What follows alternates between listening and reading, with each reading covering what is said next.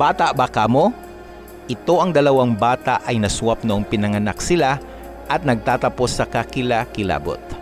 Dalawang ina na may pangalang Sandy at Megs ay nanganak sa loob ng kalahating oras sa bawat isa sa parehong hospital, kung saan si Sandy ay pinanganak ang isang lalaki na sanggol na may pangalang Gavin at si Meg sa isang lalaking sanggol din na may pangalang Robin.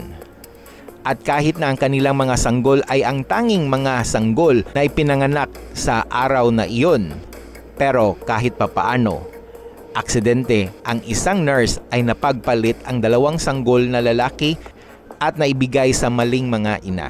Kaya hindi alam na nagkapalit sila ng anak. Sa susunod na 2 taon, ang dalawang ina ay pinagpatuloy ang pagpapalaki ng mga batang lalaki na parang anak talaga nila.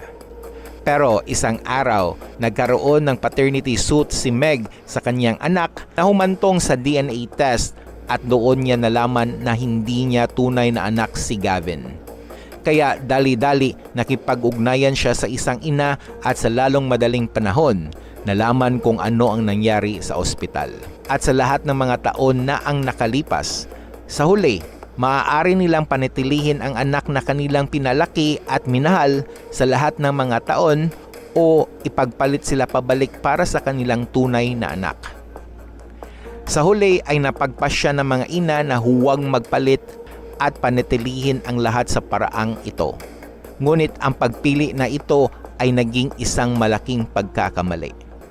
Pagkatapos ng insidenteng ito, ang dalawang ina ay sinabihan ang kanilang mga anak kung ano ang nangyari sa ospital. Ang dalawang anak ay nagha-hangout ng madalas at win-win situation ito kasi ang mga lalaki ay nag-gain ng kaibigan at ang mga ina ay makikita ang mga tunay na anak nila from time to time. At noong una ay okay lang. Pero taon ang lumipas, nagsimulang maging masama ang mga bagay kasi si Sandy ay isang mahirap na single mom, si Robin ay naghirap sa kanilang kalagayan. At si Megs naman ay isang mayaman na babae at may maligayang pamilya, si Gavin ay lumaki sa mamahaling mga bagay. Kaya noong nag-15 si Robin, nakita niya ang buhay mayaman at glamorosong buhay ni Gavin. At nadama na ni Loco dahil siya ay dapat na magkaroon ng parehong mayamang buhay at dahil si Robin ay ang biological na anak ni Megs. At sobrang na-miss din siya ng kanyang tunay na ina. Nagpasya si Megs na hikayatin si Robin para lumipat sa kanya. At ang isang batang lalaki na si Gavin ay ayaw i-give up ang kanyang rich lifestyle kaya nagstay siya kay Megs at kaya iniwan si Sandy na walang anak.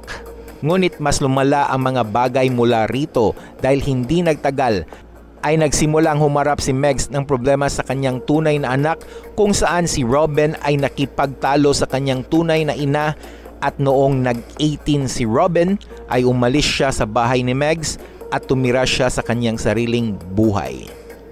At lumipas ang ilang taon ay nagpakasal siya at may anak na rin siya. Pero si Robin ay pinatawad ni Megs at ngayon ay bumalik na siya sa kanilang bahay kasama ang kanyang ina at si Gavin. Kaya naman, ipinakita sa atin ng kwentong ito na dapat nating lutasin kaagad ang isang problema kapag nangyari ito dahil hindi mo alam kung gaano ito kahirap maging sa hinaharap kung hindi mo gagawin ito. Kung nagustuhan niyo ang content natin ngayon, paki-comment ng yes. At hanggang sa muli, and stay cool.